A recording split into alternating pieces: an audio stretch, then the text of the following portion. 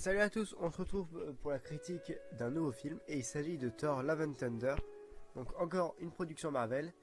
Donc prenez votre marteau ou votre hache parce que c'est parti. Le Nia Stormbreaker, vous avez la ref, c'est évident. Je vais commencer par le synopsis général du film. 2 ans après les événements liés à l'affrontement avec Thanos, Thor vit des aventures spatiales en compagnie des Gardiens de la Galaxie, tout en ayant des réflexions essentielles sur sa vie de super-héroïque.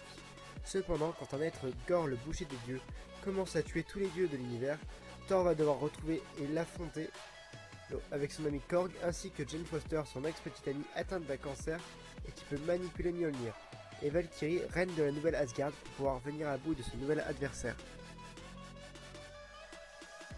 En ce qui concerne les personnages du film, nous avons Thor, le dieu du tonnerre, Gorr le boucher des dieux qui est l'antagoniste de ce film, Jane Foster alias Mighty Thor, la nouvelle Thor de ce film, Brunhild alias King Valkyrie, Korg, Zeus, Sif, Peter Quill alias Star-Lord, Mantis, Drax le Destructeur, Nebula, Groot, Rocket, Kraglin, Infantry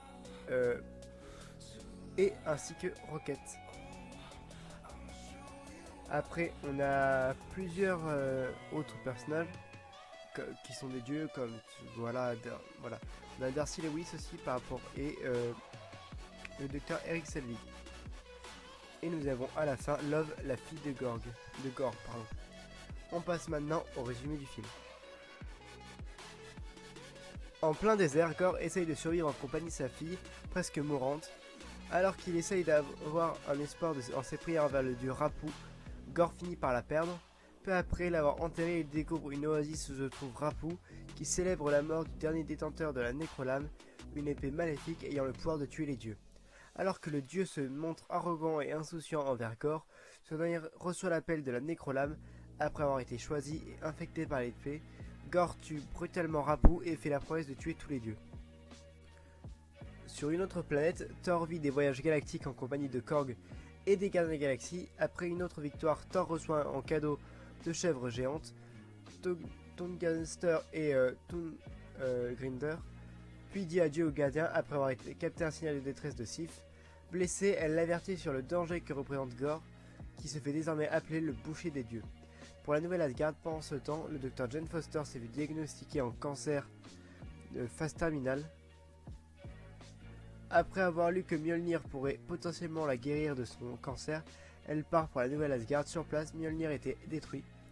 Il se reforge et Jane se transforme miraculeusement en Mighty Thor en raison du fait que Thor avait jeté à son marteau un sort de protection envers Jane lorsqu'ils étaient encore ensemble.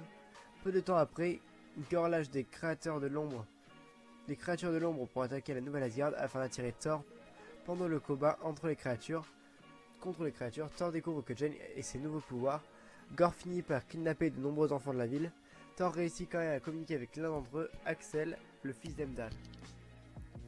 Thor, Jane, Korg et Valkyrie décident d'aller demander de l'aide aux autres dieux à Omnipotence City, une cité géante où se réunissent les dieux les plus puissants de l'univers. Alors que l'équipe essaye désespérément d'avertir du danger et de demander de l'aide auprès de Zeus, ce dernier refuse et ordonne de les capturer car il pourrait mettre en danger Omnipotence City, forçant le groupe à combattre les soldats de Zeus. Alors que ce dernier a détruit Korg, Thor enragé le tue apparemment avec Thunderbolt, sa propre arme, que Valkyrie vole par la suite. Korg a en fait survécu, mais il ne reste de lui que son visage. Peu après, alors que Thor et Jane retrouvent leurs sentiments l'un pour l'autre, Jane lui révèle sa maladie. L'équipe se rend ensuite dans le royaume des ombres où réside Gorr. L'enlèvement des enfants s'avère être une ruse afin d'attirer Thor. Gorr va en réalité s'emparer de Stormbreaker afin d'invoquer le Bifrost pour rencontrer Éternité. Un être puissant, très puissant, se retrouvant au centre de l'univers qui pourrait exaucer son souhait d'exterminer tous les dieux. Après un combat, Gorr réussit à voler Stormbreaker et laisse Valkyrie gravement blessée.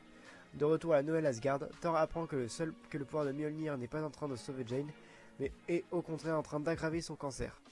Thor décide finalement d'arrêter Gorr seul. Jane lui explique qu'il faut qu'il détruise la Nécrolame, ce qui tuera Gorr par la même occasion.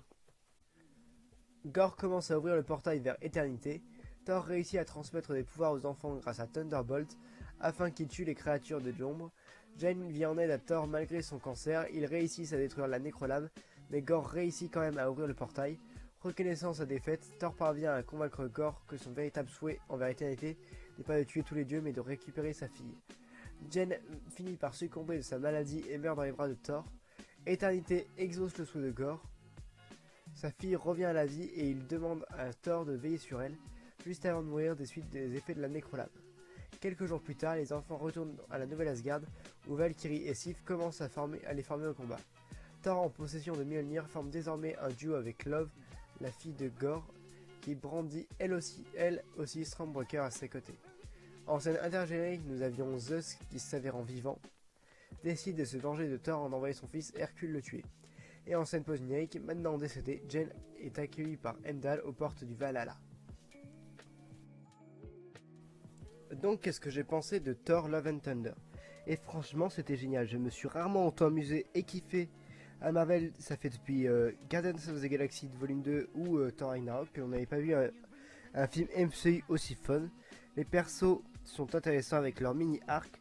Le perso qui a la meilleure évolution du film est bien sûr entendu Mighty Thor, alias Jane Foster, que l'on a le plaisir de retrouver après 8 ans d'absence, sans compter Endgame. Thor continue son évolution au niveau de sa psychologie, car physiquement il ne peut plus évoluer plus que ça. Korg a une histoire sympa dans ce film et a une place assez importante. Valkyrie a une histoire qui est pas assez développée sur certains points, notamment sur sa copine qu'elle avait perdue au cours d'une bataille. Les gardiens remplissent leur rôle à merveille, sans en faire trop.